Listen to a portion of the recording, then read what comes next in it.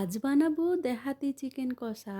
ঠিকই শুনেছো। যখন শহরের বাবুগুলা পুরুলিয়ার অযোধ্যা পাহাড় ঘুরতে যায় তখন সবারই ডিমান্ড দেহাতি চিকেন কষা খাওয়ার। সেই রেসিপি তোমাদের সাথে শেয়ার করব। চলো, আমি তো পুরুলিয়ার মানুষ, তাই ভাবলাম তোমাদের সাথে এটা শেয়ার করি।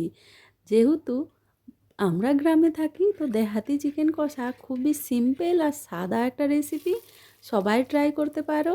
আর ওই জন্যই মাটির পাত্রতে বানাচ্ছি। আরও যদি ভালো হতো উনুনে বানানো হতো, এখন তো উনুন অ্যাভেলেবেল নেই। চলুন রেসিপিটা শুরু করি।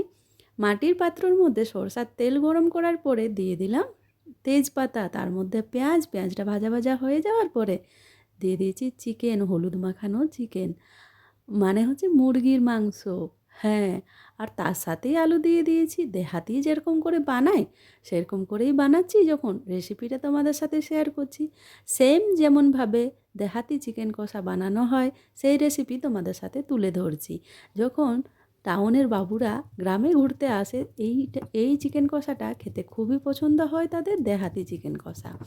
এই যে পাটায় বেটে নিচ্ছি, দেহাতি রান্না হবে, শিল পাটায় তো বাটতে হবে। আদা রসুনটা বাটার পরে এই যে একদিকে রান্নাও হচ্ছে, একদিকে মশলাও বাটা হচ্ছে, এটাই হচ্ছে দেহাতি টেস্ট। বেটে রাখা কিচ্ছু নেই ফ্রিজে, সঙ্গে সঙ্গে বাটবো, সঙ্গে সঙ্গে রান্না করব। এবারে চলে যাই, ভালো করে নাড়াচাড়ার পরে দিয়ে দেবো ওই যে আদা রসুন বেটে রাখাটা, কত সুন্দর লাল লাল দেখাচ্ছে গো চিকেনটা। এবারে দিয়ে দেওয়ার পরে ভালো করে নাড়াচাড়া করতে হবে। পেঁয়াজ ভাজার সময় নুন দেওয়া ছিল।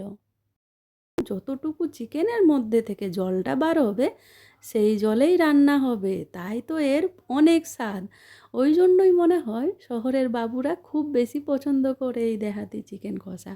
কেউ কেউ আবার আলু দেয় আর কেউ কেউ আলু দেয় না। আমি আলু দিয়ে রান্না করলাম, তোমাদের যদি ইচ্ছে না হয় তাহলে আলু দিও না। এবারে গ্যাসটা স্লো করে ঢাকা দিয়ে অন্য একটা মশলা বানাচ্ছি। তার মধ্যে আছে জিরা, এলাচ, গোলমরিচ আর অল্প করে দারুচিনি, আর তেমন কিছুই দেব না। দেখো কত জল বার হয়েছে চিকেন থেকে।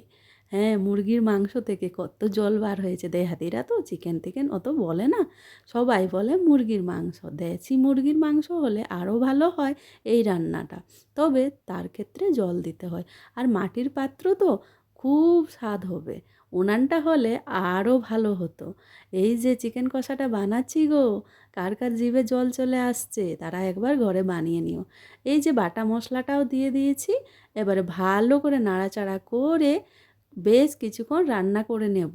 আমার চিকেন সিদ্ধ হয়ে গেছে, হ্যাঁ চিকেনটা আর আলু সিদ্ধ হয়ে গেছে। এখনই মশলাটা দিলাম। আমি এই রান্নায় কোনো রকম গরম মশলা দেব না, ওই বাটা মশলার মধ্যেই হয়ে যাবে। তোমরাও এইভাবে একবার রান্না করে দেখো, দেহাতি চিকেন কষা খুবই ভালো লাগবে। হ্যাঁ গো, ঠিকই বলেছি, ওই জন্যই শহরের বাবুরা এত বেশি পছন্দ করে। দেখো মশলা দেওয়ার পরে অটোমেটিক কত জল বার হয়েছে আর তেলটাও উপরে ভেসে চলে এসেছে। রান্না প্রায় আমার কমপ্লিট। ধনেপাতা দিয়ে ভালো করে পরিবেশন করো। তোমাদের পছন্দ মতো রুটি, ভাত, পরোটা, লুচির সাথে পরিবেশন করো। দেহাতি চিকেন কষা কেমন লাগলো রেসিপিটা অবশ্যই জানাবে। দেখা হচ্ছে নেক্সট ভিডিওতে। টাটা।